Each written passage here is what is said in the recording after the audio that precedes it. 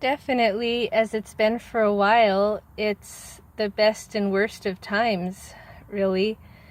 And right when you see a whole lot of things that aren't so good going on, you see that there are some good things to give hope too.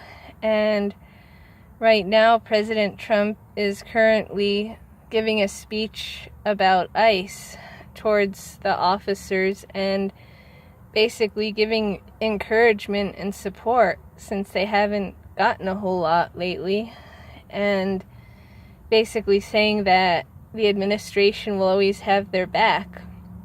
And that's refreshing.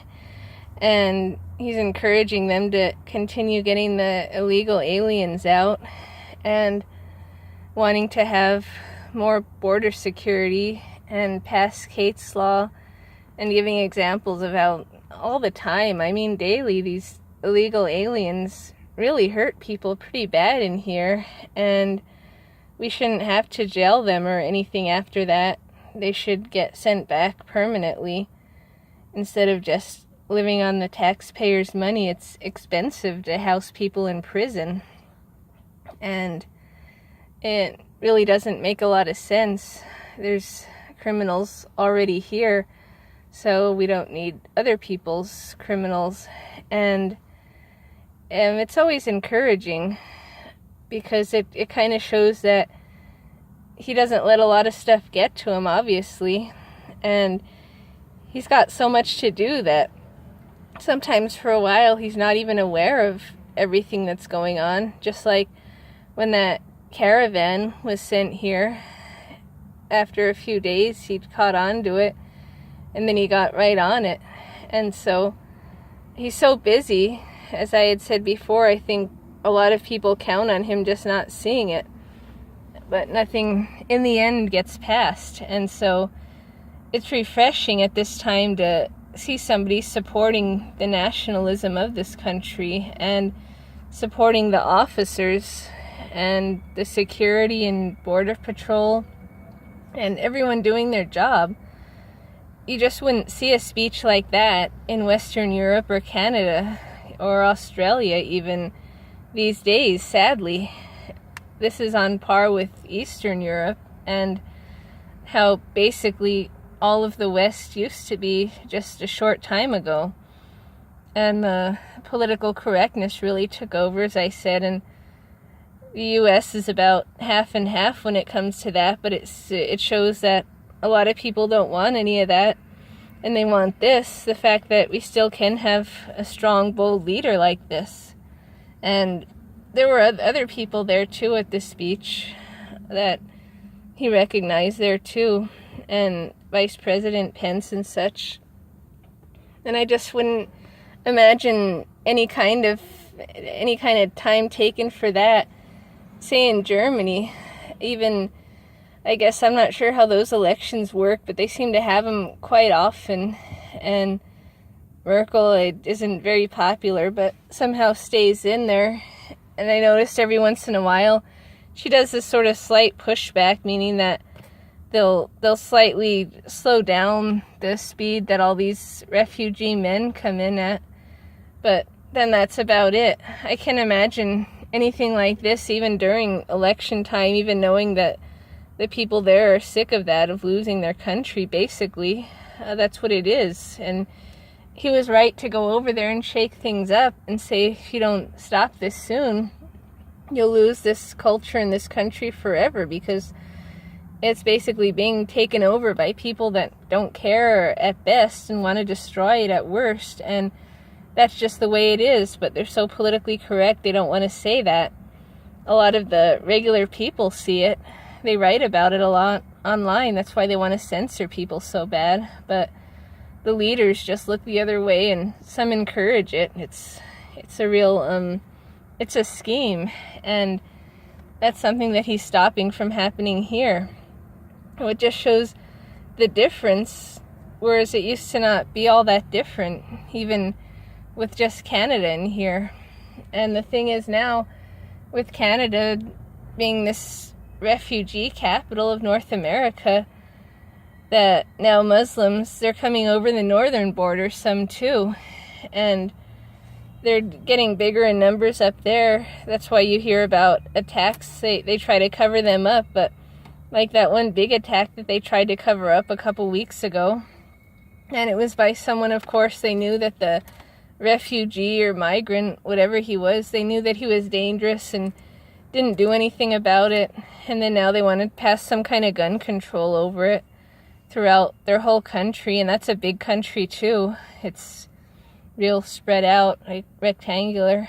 And so it's just, here's a lot different than all those other places. So it's basically Trump against those leaders, because those leaders are the ones that have traditionally been more allies, and the ones that we're closer to, and the ones that a lot of the citizens here have ancestry in, and they're becoming so different from us.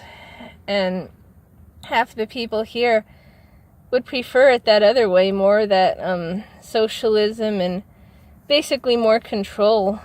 They have so little control over themselves that they don't want this kind of freedom. They only want what they want, basically. So it's refreshing to see him so strong each time, and it gives hope and it gives encouragement when you see a lot of this kind of, craziness at best.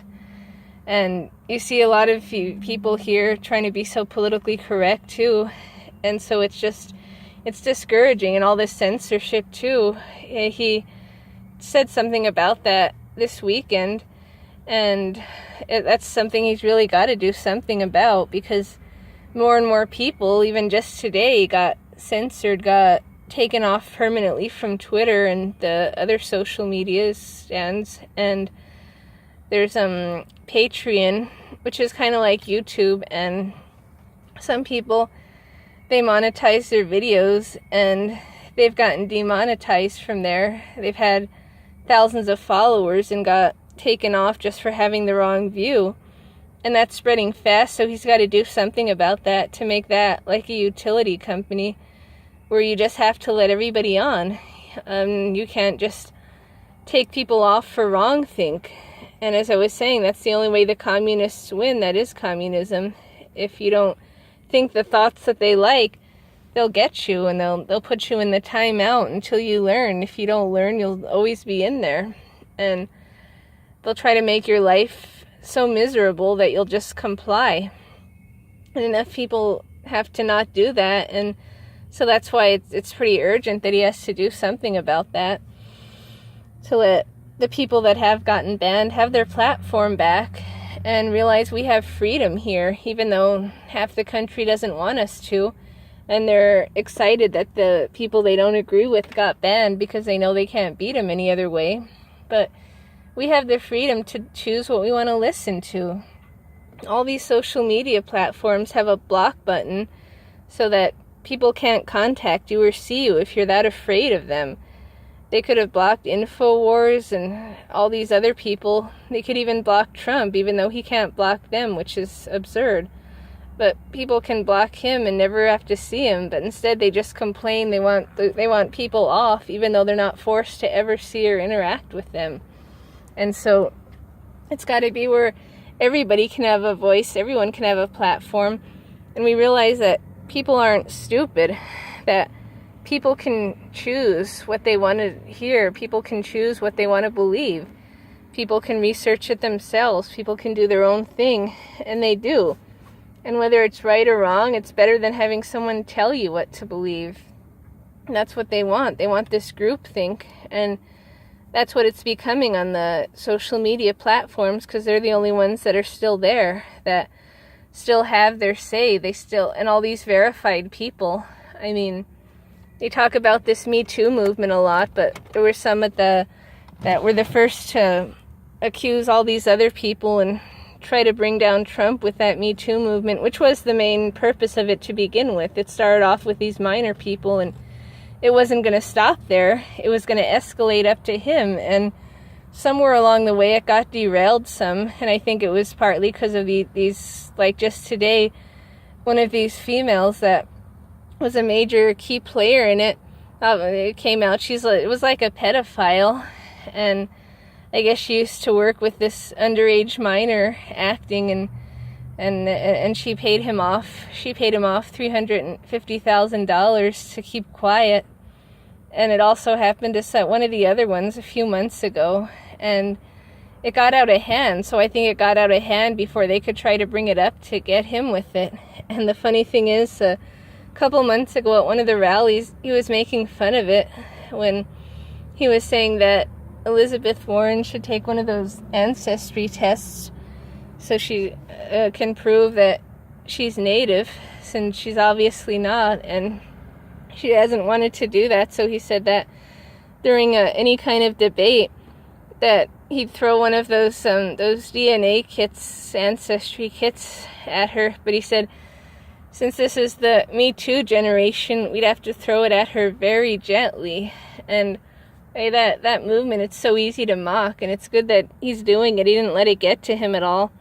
So it basically got nowhere. It didn't come close to bringing him down at all, and nobody cares. And then today, this is the first time I heard about it in a while. I forgot about it until the story came out about this one. But that one still has her Twitter, that blue check mark verified thing, and Roseanne got fired for way less than that for writing something. She got fired the same day for it, but not much towards this, so that just shows it's political. And about a week before Roseanne got fired for that, she said that on the next season's episodes that she was going to get even less politically correct and get even more pro-Trump, and there's no way they could have that because they were already getting good ratings anyway. It wasn't bad for a primetime show on ABC in this time. And so they were just gunning for her. So any little thing would have done it. They would have found something. So that's all this basically is political. That's like this Me Too stuff. All it does is get these Republican ones. And hopefully they stop resigning over this small stuff. That's what happened to a couple of these people. You don't resign over accusations like that. We have to keep up with the due process. And we have to hold the judges, we have to hold them honest, which it's I think with this strong leader, it's kind of like the strong people. We have the best chance that we can with that. And so it's just refreshing to see that. And I don't know how he can keep giving all these good speeches. Each day he does. You see clips of them on YouTube. They still have them on. And there'll be other platforms, I'm sure, too, if YouTube does more censoring. But on the internet, you see these clips, and he gives at least 3 speeches a day, different things. It could be about steel workers, and then next about, the Space Force, or any kind of thing, anything. And these speeches, and roundtables, too, he always has regular people in, so they turn into kind of like a rally, in a way, which he'll have another rally tomorrow. And he's so popular, and he gives so many people hope. Like some of those guys at this steel factory were about crying. Those tough guys, the strongest amongst us, because he was just so good. And he gave a speech at one of the factories a couple weeks ago, and that's when that happened. And he does stuff like that real often. He goes to these different places just about every day, really. And he's so active, and he reaches out to people, and I guess he's just so interactive too, and he always writes what he's doing, and he's very hands-on that way. He invites different people too to the White House when he's there, and it's good, and he has to do that. The people that don't want him tweeting, that's really, he has no choice. If there wasn't such pushback against him, he wouldn't have to. And if the news, that most of the mainstream that's on TV all the time, got it right, then he wouldn't have to keep doing that. But that's what keeps happening. So it's good that he keeps fighting back, because I'm sure a lot of people would feel defeated. And I'm sure at some time that he must feel a little close to defeated, at least. It must be tough. But he just sort of keeps going. He probably doesn't think of it. He just has so much to do. He's always so busy. And he's gotten a whole lot done already. I read somewhere that 64% of the agenda has already been implemented, and that's more than even what Reagan did. And it's hard to compare really to anyone in the modern time because no one had to do this much. It's faster times, so you have to be faster. It's just hard to picture if anyone else from the past was there now. It's just a whole different situation. It's a different time. And so for this time, that's just the kind of leader we need with that much energy and that little sensitivity. I mean, nothing gets to him. I don't have to worry about anything. No downtime. He can take constant insults. He just can insult back and in a humorous way. And he really has so much support. That's why they're so afraid and censoring. If he was really that bad and unpopular, they wouldn't bother censoring. If all these people that Alex Jones and the ones they're deplatforming, if they were saying stuff so bad that it would turn people away, they'd leave them on definitely. And if he were so bad and had nobody at the rallies and stuff, they definitely show it on prime time. They hide all the good stuff, and they're really scared. So it's bad. But I was thinking, on the other hand, take even 20 years ago, before the internet was really much, people somehow still could see, I guess, enough of what's going on and make their own decisions. And so, I mean, even with censoring all these people, which isn't right at all, it's not, I don't think it's helping them much. People are starting to wonder about it too. I think they're overreaching, they're overstepped their hand with this one. Just as they do each one, there's like a big overreaction every time something good goes on, or especially like with Trump when they try something new. Could have been with the Me Too thing too. Stuff gets so out of hand that it just doesn't faze people anymore, so in the end it just doesn't work. And I think that's what's happening here with this, I hope. But still, I mean, he's got to do something about it. So that's good for that. And no one's talking about the Unite the Right rally anymore. Probably partly because there's so many other things, like it moves so fast, and partly because it was a pretty much non-story compared to last year. The only things that happened were the Antifa terrorist group terrorizing as usual. And most people just want to be left alone from them. And when they're still so bad, after so much time, it's been a whole year after they're still so destructive, I think that the mainstream media would probably rather just not have them be reported on too much, because you can't spin them in a good light. I mean, saying horrible things that most people don't agree with, and then the violence, that can't be acceptable at all. It's such a double standard. Like, the only people that can't be violent are basically conservative Trump supporters. Anyone else, it's okay. And I think they don't really want that out there that much, even though everybody knows it. That's what it's like. So you just, there's some good and then there's some bad that's going on. But when you see kind of random things like this, it gives you a bit of hope. And you think, like, well, maybe there's still a chance that it can turn around, because I still think that this country can go either way. And I see that how fast that Western Europe has fallen in just these 3 years. That's when they started with this migrant invasion in the fall of 2015. And you see the pictures and the videos now that people take. It's changed. I mean, the police and their practically have bulletproof uniforms on. They have no-go zones, and they're really losing it because they don't have strong leadership. They don't want strong leadership. It's gone. I don't see that much hope for it, sadly. And the Eastern Europe, a whole lot of hope. They threw Soros and his people out of Hungary the other day. And in Poland, they're going to have a big parade on November 11th, that anniversary of throwing out the Bolsheviks. And that's when the parade here was going to take place. Apparently it's not, because it costed too much, which it's kind of strange because, first of all, like the left didn't want it originally because it costed too much. And now they're saying like, well, how can that be too much? How can you say you don't have the money for it? That just shows that anything he does, anything he says, they'll just say or do the opposite. It doesn't matter. I mean, at all. He could say it's on and off 5 times a day. They'll change their mind, or they'll have a reaction 5 times a day. That's just how it is. It's worse than kids. It's awful.